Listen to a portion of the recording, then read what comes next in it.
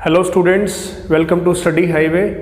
सभी को नमस्कार। एटमॉस्फेयर के बारे में डिस्कस करूंगा, वायुमंडल के बारे में चर्चा करूंगा। सिंपल सा टॉपिक है और आप उम्मीद कर सकते हैं इस टॉपिक से एक क्वेश्चन की। मैं अपने हर टॉपिक के बारे में यही कहता हूं, सिंपल सा है, क्वेश्चन 2 क्वेश्चन इसमें आते हैं, क्योंकि मैं आप लोगों को अच्छे से जानता हूँ। आप लोगों ने हर फॉर्म भरा हुआ है, हर मंदिर मस्जिद गुरुद्वारे मंदिर में आपने दिया और मोमबत्ती जलाई है ना। एसएससी भी भरेंगे, यूपीएससी भी भरेंगे, बैंकिंग भी भरेंगे, तो किसी न किसी परीक्षा में हर एक टॉपिक से कोई ना कोई क्वेश्चन आ जाता है। शुरुआत करते हैं वायुमंडल के साथ। और मेरी आपसे एक रिक्वेस्ट है, स्टडी हाईवे को प्लीज़ थोड़ा सा अपने जो आपके व्हाट्सएप ग्रुप्स हैं आपके मोबाइल में, उनमें जो वीडियोस आप डालते हैं ये स्टडी हाईवे को भी थोड़ा पोस्ट कर दीजिए, थोड़ा शेयर कर दीजिए। ओके, वायुमंडल, एटमॉस्फेयर। दोस्तों, वायुमंडल क्या है? Envelope of gases around the earth. पृथ्वी के चारों ओर गैसों का एक लिफाफा है ना, गैसों का लिफाफा है।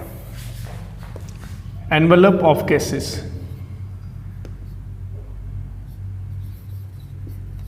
Envelope of gases around earth. धरती के चारों तरफ गैसों का एक एनवेलप है, एक लिफाफा है। इसमें कौन कौन सी गैस है माय डियर? इसमें CO2 है 0.04%, 0.03% थी पहले, अब अपडेट डाटा के अनुसार 0.04% है। नाइट्रोजन है सबसे ज़्यादा, इसमें 78% नाइट्रोजन है। ऑक्सीजन है समवेयर अराउंड 20.98% के अराउंड है समवेयर।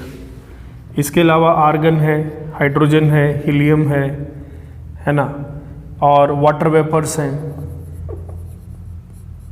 वाटर वेपर्स, जलवाष्प कण बोलते हैं बेटा इनको, जलवाष्प कण। तो ये सारी गैसें हमारे पृथ्वी के वायुमंडल में हैं। और अभी हम समझेंगे कि जो पृथ्वी का वायुमंडल है उसको किस किस तरीके से, उसको कौन कौन से लेयर में हमने डिवाइड कर रखा है। ये डायग्राम देखिए, डायग्राम से आपको सारी कहानी क्लियर हो जाएगी। यहां मैं आपके लिए डायग्राम बना रहा हूं। बेटा, वायुमंडल की सबसे पहली जो लेयर है हमारी वो है ट्रोपोस्फेयर। एसएससी में और HSSC में आपसे पूछा गया है वायुमंडल की सबसे पहली परत कौन सी है? ट्रोपोस्फेयर। इसको हिंदी में बोलते हैं माय डियर शोभमंडल। दूसरी परत है स्ट्रेटोस्फेयर, स्ट्रेटोस्फेयर। इसको बोलते हैं समतापमंडल। दूसरी लेयर। थर्ड लेयर है मेसोस्फेयर, मेसोस्फेयर। इसका नाम है माय डियर मध्यमंडल। और last but not the least, सबसे लास्ट वाली लेयर का नाम है थर्मोस्फेयर।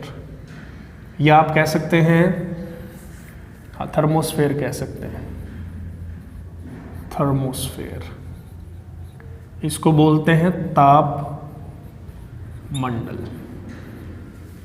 तो बेटा, वायुमंडल जो है हमारा, उसकी 4 लेयर है, ट्रोपोस्फेयर, स्ट्रेटोस्फेयर, मेसोस्फेयर, थर्मोस्फेयर।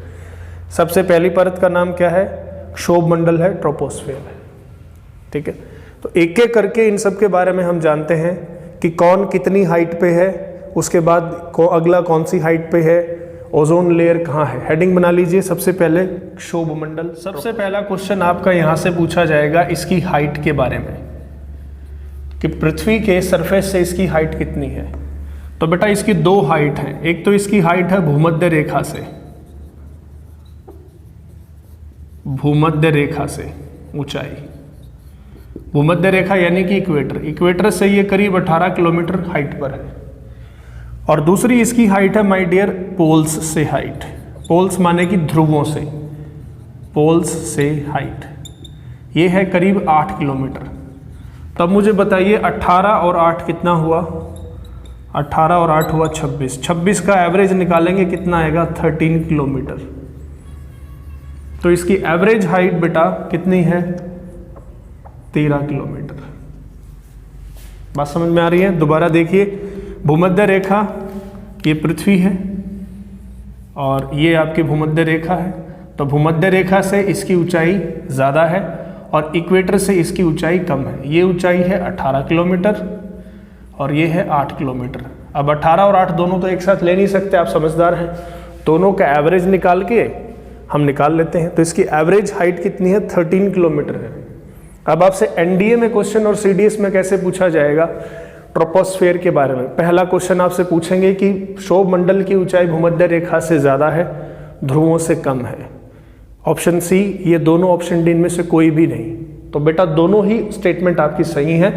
भूमध्य रेखा से इसकी ऊंचाई ज़्यादा है और ध्रुवों से यानी कि पोल से इसकी ऊंचाई कम है। ठीक है, और एवरेज हाइट है 13 किलोमीटर। चलिए मैं यहाँ पे मार्किंग कर लेता हूँ 13 किलोमीटर।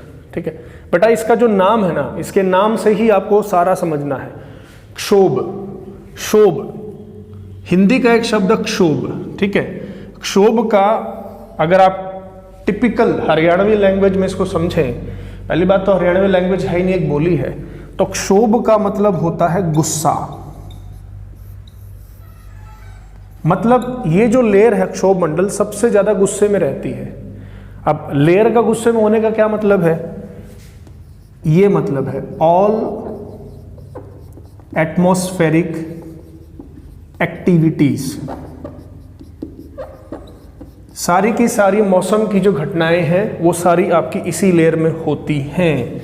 जैसे बादल बनना, और बेटा बादल बनेंगे तो बारिश भी आएगी, और अगर बारिश आएगी तो बिजली भी कड़केगी, आंधी भी आएगी, तूफान भी आएगा, तेज हवा भी चलेगी, ओले भी गिरेंगे, है ना, साइक्लोन भी आएगा। तो बेटा इस लेयर में आपका सबसे ज़्यादा बारिश आना, बादल बनना, क्लाउड फॉर्मेशन, ओले पड़ना, हेल स्ट्रॉम, ओले प्लस बारिश एक साथ आना, स्लिट, ठीक है, विंड, साइक्लोन्स, हुरिकेन, टाइफून, सब आपका इसी लेयर में चलता है। और बेटा एक ऐसी लेयर जो लेयर गुस्से में है, बादल बन रहे हैं, बिजली कड़क रही है, बादल गरज रहे हैं, बारिश आ रही है, ओले आ रहे हैं, मुझे बताइए बच्चों, क्या आप उस लेयर में हवाई जहाज उड़ाएंगे? बिल्कुल नहीं उड़ाएंगे। तो बेटा यहाँ से क्वेश्चन एसएससी में आता है कि एरोप्लेन किस लेयर में उड़ते हैं, ये तो बताऊंगा थोड़ी देर में, लेकिन अभी ये समझिए कि एरोप्लेन क्षोभ मंडल में बिल्कुल नहीं उड़ते हैं। क्षोभ मंडल में बेटा सिर्फ और सिर्फ हेलीकॉप्टर उड़ते हैं। तो आपको 4 बातें याद रखनी है। पहला, एटमॉस्फेयर की पहली लेयर ट्रोपोस्फेयर। दूसरा, औसत ऊंचाई 13 किलोमीटर। तीसरा, वायुमंडल की सारी एक्टिविटीज इसी में होती हैं। और चौथा, इस लेयर में एवरेज के साथ जब आप ऊपर जाएंगे, हाइट पे जाएंगे, तो आपका टेम्परेचर डिक्रीज होता जाएगा, है ना। तो मैं कहाँ लिखूं इसको? एवरी एक बार 165 मीटर पर आपका टेम्परेचर 1 डिग्री सेल्सियस डिक्रीज हो जाएगा। इसका मतलब ये है कि 1 किलोमीटर अगर आप इस पे जाएंगे हाइट पे, तो आपका टेम्परेचर करीब 6.5 डिग्री सेल्सियस आपका कम हो जाएगा। ये मेन बात है इस लेयर की। अगर आप हाइट पे जाएंगे तो टेम्परेचर आपका डिक्रीज होगा। एग्जाम्पल के लिए आप समझ सकते हैं, माउंट एवरेस्ट करीब करीब आपका 9 किलोमीटर की हाइट पर है, 8,848 मीटर उसकी हाइट है। तो जैसे जैसे ऊपर जाएंगे आपका टेम्परेचर डाउन होता चला जाएगा। जैसे शिमला है, टेम्परेचर आपका डाउन है, 2500 मीटर की हाइट पर आपका शिमला आ जाता है। ठीक है, तो this is all about your क्षोभ मंडल। नेक्स्ट हेडिंग बनाइए स्ट्रेटोस्फेयर। बच्चों स्ट्रेटोस्फेयर जो है सेकंड लेयर है एटमॉस्फेयर,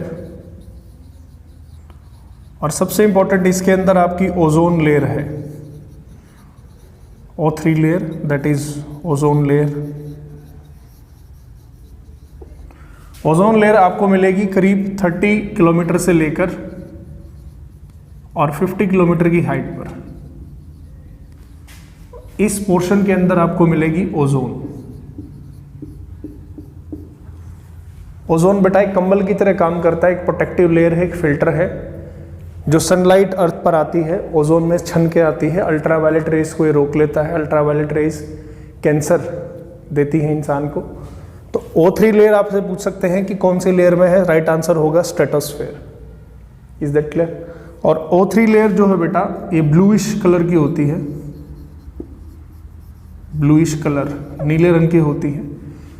इसमें से क्वेश्चन आ जाता है कि ओजोन लेयर में जो होल है उसको मापने के लिए कौन से यंत्र का इस्तेमाल किया जाता है? डॉप्सन मीटर है, जिसका इस्तेमाल ओजोन लेयर में जो होल है उसको मेज़र करने के लिए इस्तेमाल किया जाता है। ये पेपर में पूछा जाता है कि ओजोन के छिद्र को मापने के लिए किस यंत्र का इस्तेमाल करते हैं, डॉब्सन मीटर।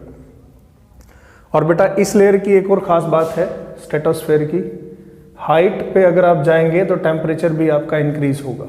इसलिए इंक्रीज होगा क्योंकि इस लेयर में आपका इस मंडल के अंदर आपका ओजोन लेयर है। ओजोन लेयर मैंने बताया अभी अल्ट्रावायलेट रेज को सोख लेता है, तो यहाँ पर टेम्परेचर इस लेयर में आपका बढ़ेगा, 100% बढ़ेगा। और ओजोन समतापमंडल के अंदर, स्ट्रेटोस्फेयर के अंदर मौसम की घटनाएं नहीं होती, बादल नहीं बनते, बारिश नहीं आती, बिजली नहीं कड़कती, ना चमकती है, ना ओले आते हैं।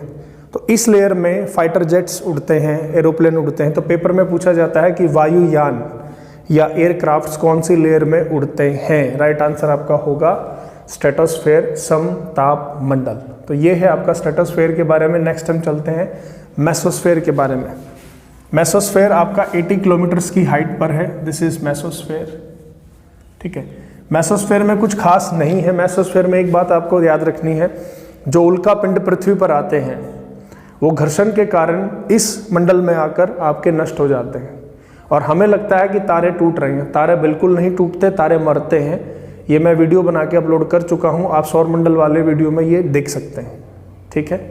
लास्ट आपकी लेयर है थर्मोस्फेयर। थर्मोस्फेयर आपका 640 किलोमीटर्स की हाइट तक है। जो नीचे वाली लेयर है थर्मोस्फेयर की, थर्मोस्फेयर को हम दो हिस्सों में पढ़ सकते हैं। नीचे वाली लेयर को बोलते हैं आयनोस्फेयर, आयन मंडल, आयन मंडल, ठीक है। और ऊपर वाली लेयर को बोलते हैं एक्सोस्फेयर, बहिर्मंडल, ठीक है। आयनोस्फेयर की खास बात यह है कि यहाँ पर आपकी हल्की गैसें हैं, नाइट्रोजन है, हाइड्रोजन है। तो ये गैसें बेटा क्या होती हैं, थर्मोस्फेयर की खास बात यह है कि इसमें हाइट के साथ साथ आपका टेम्परेचर बढ़ता है। और टेम्परेचर बढ़ने की वजह से जो हाइड्रोजन नाइट्रोजन के जो पार्टिकल्स हैं वो आयनाइज्ड हो जाते हैं, उनके ऊपर आयन आ जाता है। समझ रहे मेरी बात को? तो यहाँ पर एक आपकी लेयर बन जाती है पॉजिटिव नेगेटिव की, पॉजिटिव नेगेटिव, पॉजिटिव नेगेटिव, ऐसी आपकी लेयर बन जाती है आयनोस्फेयर के अंदर। जिसके कारण होता क्या है, यही लेयर है जिसमें हम आपके कम्युनिकेशन सैटेलाइट्स को लॉन्च करते हैं, कम्युनिकेशन सैटेलाइट को लॉन्च करते हैं आयनोस्फेयर के अंदर। यानी कि आपसे पेपर में पूछा जाएगा कि टेलीकम्युनिकेशन के लिए कौन सी लेयर है जो इंपॉर्टेंट है, आंख मूंद के टिक लगाइएगा, आयनोस्फेयर, जो थर्मोस्फेयर का पार्ट है। Is that clear? जैसे अगर मान लीजिए इंडिया में कहीं मैच हो रहा है तो इसको हम कैसे देखेंगे, यहाँ से सिग्नल जाएगा और हम इस तरीके से उसको देख सकते हैं। और एक्सोस्फेयर, एक्सोस्फेयर से आपका जो आपका अंतरिक्ष है, जो स्पेस है, वो शुरू हो जाता है। यानी कि करीब 1000 किलोमीटर की हाइट तक इफेक्टिव आपका एटमॉस्फेयर है, धीरे धीरे डिप्लीट होता जाता है। यानी कि सबसे जो भारी गैसें हैं, ऑक्सीजन है, कार्बन डाइऑक्साइड है, ओजोन है, वो नीचे वाली लेयर में मिलेंगे। जो हल्की गैसें हैं, हाइड्रोजन, हीलियम, नाइट्रोजन, वो आपको अपर लेयर्स में आपको मिलेंगे। तो कहानी का सार ये है कि एटमॉस्फेयर की बच्चों 4 लेयर हैं, troposphere, stratosphere, mesosphere, thermosphere. Thermosphere के फिर 2 पार्ट हैं। नीचे वाली लेयर को बोलते हैं आयनोस्फेयर, ऊपर वाली लेयर को बोलते हैं एक्सोस्फेयर। आयनोस्फेयर की बेटा बहुत सारी लेयर हैं, डी लेयर, ई लेयर, एफ लेयर, जी लेयर, इस तरीके से इसमें लेयर्स हैं। क्योंकि कम्युनिकेशन के लिए हम अलग अलग फ्रीक्वेंसी का इस्तेमाल करते हैं। मोबाइल में अलग फ्रीक्वेंसी यूज़ होती है, वॉकी टॉकी में अलग फ्रीक्वेंसी यूज़ होती है, सैटेलाइट फ़ोन में अलग फ्रीक्वेंसी यूज़ होती है, high frequency, very high frequency, ultra high frequency. तो उस हिसाब से आयनोस्फेयर की बहुत सारी लेयर हैं, D, E, F, G. Is that clear? तो बेटा सीधी सी बात ये है कि ट्रोपोस्फेयर में और आपका मेसोस्फेयर में, इन 2 लेयर्स में आपका टेम्परेचर डिक्रीज होगा हाइट के साथ साथ, और स्ट्रेटोस्फेयर के अंदर और थर्मोस्फेयर के अंदर टेम्परेचर इंक्रीज होता है, रैपिडली इंक्रीज होता है। ये आपको ध्यान रखना है। पेपर में पूछा जाएगा कि कौन सी 2 लेयर में वायुमंडल का जो टेम्परेचर है वो इंक्रीज होता है, तो नंबर 2 और नंबर 4, 2 लेयर्स के अंदर आपका टेम्परेचर बढ़ता है, और फर्स्ट और नंबर 3 के अंदर आपका टेम्परेचर डाउन होता है। ठीक है, तो ये था एटमॉस्फेयर के बारे में एक जनरल डिस्क्रिप्शन। आई होप आपको समझ में आया होगा, ज़रूर समझ में आया होगा। तो प्लीज़ इसको आप देखिए, और मुझे कुछ क्वेश्चंस के आंसर चाहिए। पहला तो ये कि इंटरनेशनल ओजोन डे हम कब मनाते हैं, ये मुझे बताइए कमेंट करके। और दूसरा, सोचने वाली बात है, हम फर्स्ट लेयर में जा तो सन की तरफ रहे हैं, हाइट पे अगर हम जा रहे हैं तो सन की तरफ जा रहे हैं, लेकिन टेम्परेचर आपका डिक्रीज क्यों होता है, ये इंपॉर्टेंट पॉइंट है। इस टॉपिक को कवर कर चुका हूँ। इसके बाद मैं आपको बताऊंगा विंड साइकिल या हवाएं जो पृथ्वी पर हैं वो कैसे चलती हैं। तो बच्चों आज के लिए इतना ही। प्लीज़ इस वीडियो को शेयर कर दो यार ज़्यादा से ज़्यादा, क्योंकि मेहनत लगती है वीडियो रिकॉर्ड करने में, इसको एक्सप्लेन करने में। ओके, तो मैं आपसे विदा लेता हूँ। जय हिंद।